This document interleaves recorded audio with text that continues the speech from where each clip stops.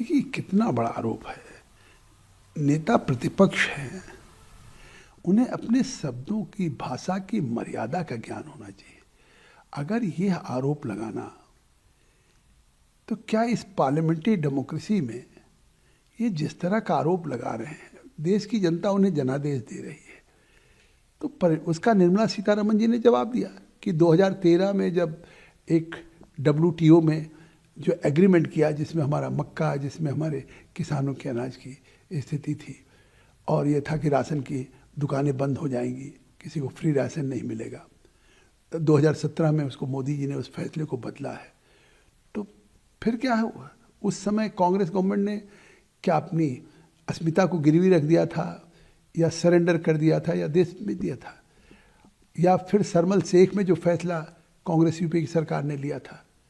तो इस तरह से वो सदन में नेता प्रतिपक्ष हैं, कम से कम सरकार की चाहे जितनी आलोचना करें, लेकिन जिस तरह का आरोप लगाना, जिस तरह का मतलब बिना किसी तथ्यों के देश को गुमराह करना, और मुझे लगता है कि कल भी जिस तरीके से कह रहे थे, उसका निर्मला सीतारमण ने जवाब दिया है। और मुझे लगता है कि इसमें क्या सच्चाई नहीं कि बजट की स्पीच थी? क्या ये सच्चाई नहीं कि India is becoming one of the fastest growing economy at the rate of 7.2%? Fiscal deficit 4.3% हुआ, जो मतलब इन्फ्लेशन 10% से ऊपर रहता था, डबल डिजिट में, आज 1.7%। महंगाई कम हुई है, दुनिया में चौथी अर्थव्यवस्था बन चुकी है।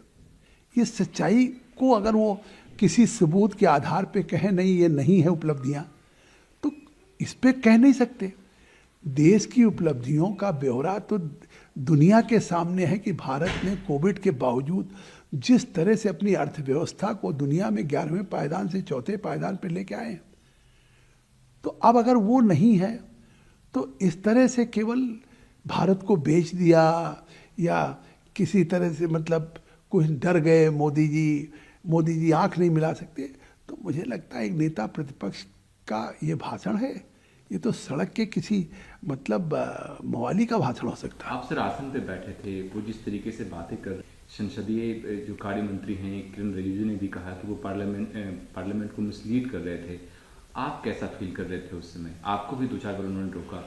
नहीं, तो देखिए, हमने तो उनको साफ कहा ना कि ये सदन नियमों से चलता है, ये सदन मतलब परंपराओं से और चेयर के फैसलों से चलता है। आप हमसे बार बार प्रॉमिस कर रहे हैं कि जो इस सदन का सदस्य नहीं है, या जिसके कोई वो नहीं है, आप उसका नाम, या जिस तरह से आप आरोप लगा रहे हैं उस तरीके से कह रहे हैं, और जिस तरीके से चीज़ों को रिपीट कर रहे हैं, तो आखिर उस सदन के पे अगर आप नेता प्रतिपक्ष हैं तो लोगों को गुमराह करने के लिए एक तरह से दुरुपयोग कर रहे हैं। तो अब अगर ये केवल एक सेंसेशनल या इस तरीके से एक आरोप लगा करके, तो बहुत दिन तक वो बात चलती नहीं। जिस तरह से देश में इतने कानून थे जिसका कोई लाभ श्रमिकों को नहीं मिलता था, नरेंद्र मोदी की सरकार ने उन सारे कानूनों को कोडिफाई करके केवल 4 कानून बनाया। उससे आज श्रमिकों के हितों की रक्षा, श्रमिकों के भविष्य निधि की रक्षा, श्रमिकों की सोशल सिक्योरिटी की रक्षा, यहाँ तक जो अनस्किल्ड लेबर हैं उनकी भी सोशल सिक्योरिटी, उनकी भी रक्षा, जो मथाड़ी हैं, रेलवे माल गोदाम के श्रमिक संघ हैं, या ऐसे जो अनस्किल्ड खेतों में, पहली बार मोदी की सरकार उन अकुशल श्रमिकों के भी हितों की रक्षा कर रहे हैं। अब US ट्रेड डील पे अगर कल राहुल ने बात उठाई कि बांग्लादेश को कॉटन पे 0% टैरिफ कर दिया, इंडिया को 18% कर दिया, हमारा टेक्सटाइल ख़त्म हो जाएगा, तो उनको ज्ञान नहीं आता कि जो बांग्लादेश को 0% टैरिफ किया है, बांग्लादेश को अमेरिका का कॉटन खरीदने की बाध्यता है। हमने वो शर्त नहीं मानी, हम अपने यहाँ के कॉटन ग्रोवर्स के, किसानों के हितों की रक्षा के लिए नहीं किया है, इसलिए हमारे है।